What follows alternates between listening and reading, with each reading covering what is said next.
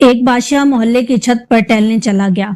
ٹہلتے ٹہلتے اس کی نظر محل کے نزدیک ایک گھر کی چھت پر پڑی، جس پر ایک بہت خوبصورت عورت کپڑے سکھا رہی تھی۔ بادشاہ نے اپنی ایک باندی کو بلا بھیجا اور اس سے پوچھا کہ یہ عورت کس کی بیوی ہے۔ باندی نے جواب دیا، بادشاہ سلامت، یہ آپ کے غلام فیروز کی بیوی ہے۔ بادشاہ نیچے اتر آیا۔ بادشاہ پر اس عورت کے حسن و جمال کا سحر سا چھا گیا تھا۔ اس نے فیروز کو بلوا بھیجا۔ فیروز حاضر ہوا تو بادشاہ نے کہا، فیروز، ہمیں ایک کام ہے، ہمارا یہ خط فلاں ملک کے بادشاہ کو دے آؤ اور اس کا جواب بھی اس سے لیتے آنا۔ فیروز اس خط کو لے کر گھر واپس آ گیا اور خط کو اپنے ایک تکیے کے نیچے رکھ دیا۔ سفر کا سامان تیار کیا، رات گھر میں گزاری اور صبح منزل مقصود پر روانہ ہو گیا۔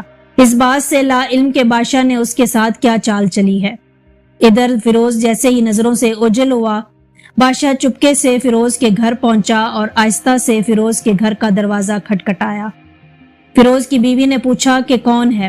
بادشاہ نے کہا کہ میں بادشاہ ہوں، تمہارے شوہر کا مالک۔ تو اس نے دروازہ کھولا۔ بادشاہ اندر آ کر بیٹھ گیا۔ فیروز کی بیوی نے حیران ہو کر کہا، آج بادشاہ سلامت ہم غریبوں کے گھر کیسے آ گئے؟ بادشاہ نے کہا کہ میں یہاں مہمان بن کر آیا ہوں۔ فیروز کی بیوی نے بادشاہ کا مطلب سمجھ کر کہا، میں اللہ کی پناہ چاہتی ہوں آپ کے اس طرح آنے سے، جس میں مجھے کوئی خیر نظر نہیں آ رہی۔ بادشاہ نے غصے میں آ کر کہا، اے لڑکی، کیا کہہ رہی ہو تم؟ شاید تم نے مجھے پہچانا نہیں، میں بادشاہ ہوں، تمہارے شوہر کا مالک۔ فیروز کی بیوی نے کہا، بادشاہ سلامت، میں جانتی ہوں کہ آپ ہی بادشاہ ہیں، لیکن بزرگ کہہ گئے ہیں کہ شیر کو اگر جتنی بھی تیز بھوک لگی ہو لیکن وہ مردار نہیں کھانا شروع کر دیتا۔ اور کہا، بادشاہ سلامت، تم اس کٹورے میں پانی پینے آ گئے ہو جس میں تمہارے کتے نے پانی پیا ہے۔ بادشاہ اس عورت کی باتوں سے بڑا شرمسار ہوا اور اس کو چھوڑ کر واپس چلا گیا، لیکن اپنی چپل وہیں بھول گیا۔ یہ سب تو بادشاہ کی طرف سے ہوا۔ اب فیروز کو آدھے راستے میں یاد آیا کہ جو خط بادشاہ نے اسے دیا تھا وہ تو گھر پر ہی بھول آیا ہے۔ اس نے گھوڑے کو تیزی سے واپس موڑا اور اپنے گھر کی طرف آ لپکا۔ فیروز اپنے گھر پہنچا تو تکیے کے نیچے سے خط نکالتے وقت اس کی نظر پلنگ کے نیچے پڑی، بادشاہ کے چپل پر جا پڑی، جسے وہ جلدی میں بھول گیا تھا۔ فیروز کا سر چکرا کر رہ گیا اور وہ سمجھ گیا کہ بادشاہ نے اس کو سفر پر اس لیے بھیجا تھا تاکہ وہ اپنا مطلب پورا کر سکے۔ فیروز کسی کو بتائے بغیر چپ چاپ گھر سے نکل گیا۔ خط لے کر وہ چل پڑا اور کام ختم کرنے کے بعد بادشاہ کے پاس واپس آیا تو بادشاہ نے انعام کے طور پر اسے 100 دینار دیے۔ فیروز دینار لے کر بازار گیا اور عورتوں کے استعمال کے قیمتی کپڑے اور کچھ تحائف بھی خرید لیے۔ گھر پہنچ کر بیوی کو سلام کیا اور کہا، چلو تمہارے میکے چلتے ہیں۔ بیوی نے پوچھا کہ یہ کیا ہے؟ تو فیروز نے کہا کہ بادشاہ نے انعام دیا ہے اور میں چاہتا ہوں کہ یہ پہن کر تم اپنے گھر والوں کو بھی دکھاؤ۔ بیوی کہنے لگی کہ جیسے آپ چاہیں۔ بیوی تیار ہوئی اور اپنے والدین کے گھر اپنے شوہر کے ساتھ روانہ ہو گئی۔ داماد اور بیٹی اور ان کے لائے گئے تحائف کو دیکھ کر وہ لوگ بہت خوش ہوئے۔ فیروز بیوی کو چھوڑ کر واپس آ گیا اور 1 مہینہ گزرنے کے باوجود نہ بیوی کا پوچھا اور نہ اس کو واپس بلایا۔ پھر کچھ دن کے بعد اس کے سالے اس سے ملنے آئے اور اسے کہنے لگے، فیروز، آپ ہماری بہن سے غصے اور ناراضگی کی وجہ بتائیں یا پھر ہم آپ کو قاضی کے سامنے پیش کریں گے۔ ہم جانتے ہیں کہ آپ اسے ناراض ہو کر ہمارے پاس چھوڑ گئے ہیں، اسی لیے 1 مہینے تک آپ نے اس کی خبر نہیں لی۔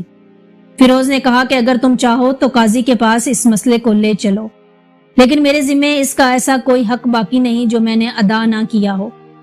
وہ لوگ اپنا معاملہ قاضی کے پاس لے گئے تو قاضی نے فیروز کو بلا بھیجا۔ قاضی اس وقت بادشاہ کے پاس بیٹھا ہوا تھا۔ لڑکی کے بھائیوں نے کہا، اللہ بادشاہ سلامت قاضی القضا کو قائم و دائم رکھے۔ قاضی صاحب، ہم نے ایک سرسبز باغ، درخت اور پھلوں سے بھرے ہوئے اور ساتھ میں میٹھے پانی کا ایک کنواں اس شخص کے حوالے کیا تو اس شخص نے ہمارا باغ اجاڑ دیا، سارے پھل کھا لیے، درخت کاٹ لیے اور کنویں کو خراب کر کے بند کر دیا۔ قاضی فیروز کی طرف متوجہ ہو کر بولا، ہاں تو لڑکے، تم کیا کہتے ہو اس بارے میں؟ فیروز نے کہا کہ قاضی صاحب، جو باغ مجھے دیا گیا تھا وہ اس سے پہلے بہتر حالت میں نے انہیں واپس کیا ہے۔ قاضی نے پوچھا، کیا اس نے باغ تمہارے حوالے ویسے ہی حالت میں واپس کیا جیسے پہلے تھا؟ تو انہوں نے کہا کہ ہاں، ویسے ہی اس حالت میں واپس کیا ہے۔ لیکن یہ ہم اس سے باغ واپس کرنے کی وجہ پوچھنا چاہتے ہیں۔ قاضی: ہاں فیروز، تم کیا کہنا چاہتے ہو اس بارے میں؟ فیروز نے کہا: قاضی صاحب، میں نے باغ کسی بغض یا نفرت کی وجہ سے نہیں چھوڑا، بلکہ اس لیے چھوڑا کہ ایک دن میں باغ میں آیا تو اس میں نے شیر کے پنجوں کے نشان دیکھے، تو مجھے خوف ہوا کہ شیر مجھے کھا جائے گا، اس لیے شیر کے اس قدم کی وجہ سے میں نے باغ میں جانا بند کر دیا۔ بادشاہ جو ٹیک لگائے جو سب کچھ یہ سن رہا تھا اٹھ کر بیٹھ گیا اور کہا: فیروز، اپنے باغ کی طرف سے مطمئن رہو، واللہ اس میں کوئی شک نہیں کہ شیر تمہارے باغ میں ضرور جا گھسا تھا، لیکن وہ وہاں پر نہ تو کوئی اثر چھوڑ سکا اور نہ ہی کوئی پتا توڑ سکا اور نہ ہی وہاں سے کوئی پھل کھا سکا۔ وہ وہاں پر تھوڑی دیر رہا اور مایوس ہو کر لوٹ گیا۔ خدا کی قسم، میں نے کبھی تمہارے باغ جیسی مضبوط دیواریں نہیں دیکھی جن میں ہر آنے والا ناکام ہو کر لوٹ جائے۔ فیروز بادشاہ کی وضاحت سمجھ گیا اور خوشی خوشی اپنی بیوی کو گھر واپس لے آیا۔ نہ ہی قاضی کو اصل معاملے کا پتہ چلا اور نہ ہی کسی اور کو کہ حقیقت میں ماجرا کیا تھا۔ کیا خوب بہتر طریقے سے انہوں نے اپنا معاملہ پیش کیا اور اس کو حل بھی کیا۔